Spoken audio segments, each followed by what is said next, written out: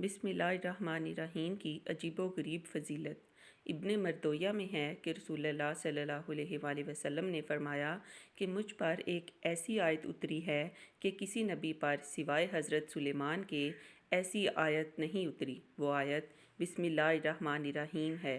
हज़रत जाबर फरमाते हैं कि जब ये आयत उतरी तो बादल मशरक़ की तरफ छट गए, हवाएं साकन हो गईं, समंदर ठहर गया, जानवरों ने कान लगा लिए, शयातीन पर आसमान से शोले गिरे। अल्लाह ताला ने अपनी इज़्ज़त और जलाल की कसम खाकर फरमाया कि जिस चीज़ पर मेरा ये नाम लिया जाएगा उसमें ज़रूर बरकत होगी। हज़रत इब्न मसूद रज़ी अल्लाह फरमाते हैं कि जहन्नम के 19 दरोगों से जो बचना चाहे वो बिस्मिल्लाहिर्रहमानिर्रहीम पढ़े। इसके भी 19 हरूफ हैं, हर हरफ हर फरिश्ते से बचाव बन जाएगा। इसे इब्न अतिया ने बयान किया है।